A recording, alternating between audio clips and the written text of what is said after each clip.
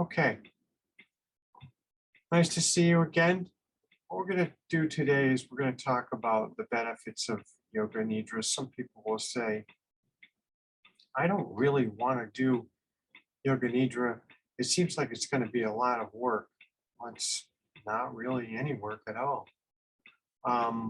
As a matter of fact, you can practice it before sleep or during sleep.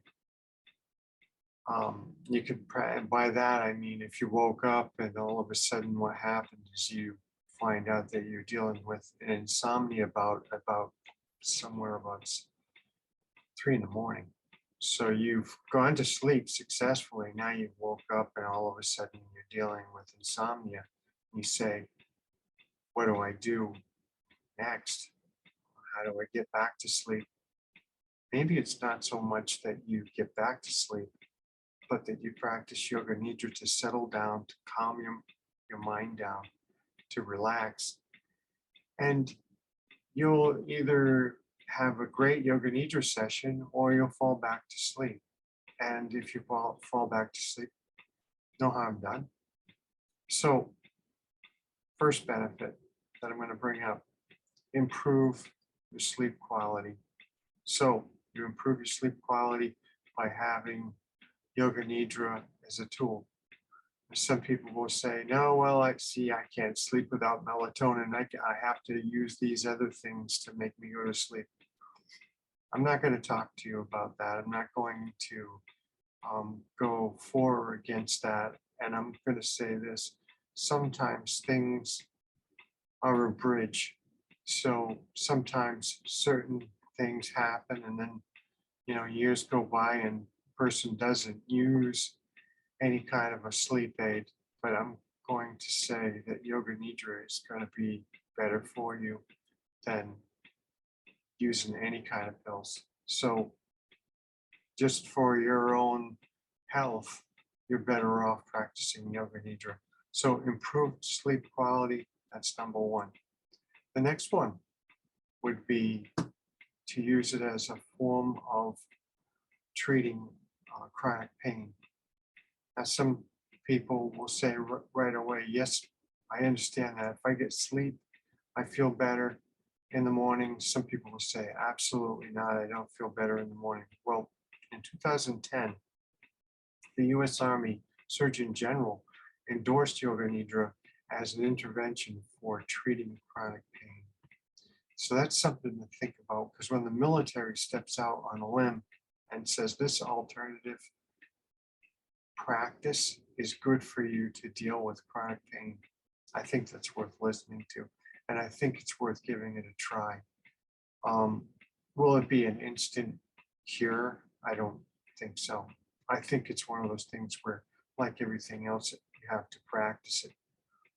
Very seldom, if we take a magic pill, does it just work on the very first shot.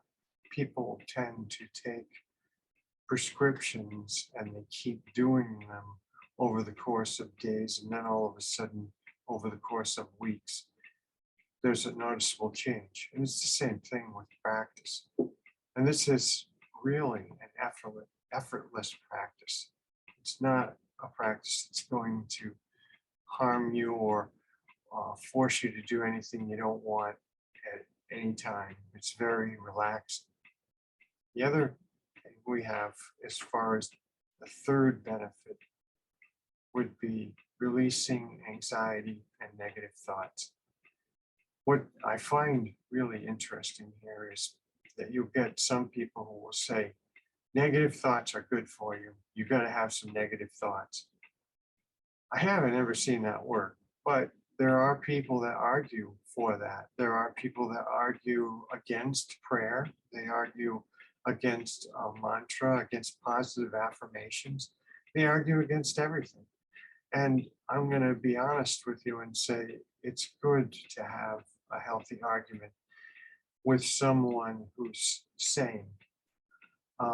It's not good to have an argument with somebody who you'll never be able to penetrate at all anything, no matter how many studies you show them or how much you try to give them as far as information if they just keep bucking back and saying, no, you're not selling me on that. I don't believe it.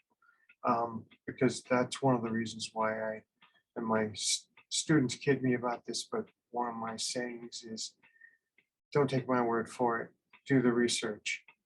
And that's what I'm saying to you. Don't take my word for it, do the research and see what you think. I think positive thoughts will carry you a long way. I think that mantras or prayers or positive affirmations will help you out a lot. It just depends on trying out what works for you. So we have the releasing anxiety and negative thoughts. You'll find out a lot of times when you insert and upload information that's positive, what happens is that negative stuff tends to kind of dwindle away. The next one would be improving physical health. So sleep improves physical health, relaxation improves physical health. You don't necessarily have to sleep, but it does set the background so that you can get back to sleep. And it does set the background for you to have regular, healthy sleep patterns. So when you want to go to sleep, you can go to sleep. The other thing is reducing PTSD. Now, PTSD is a broad subject.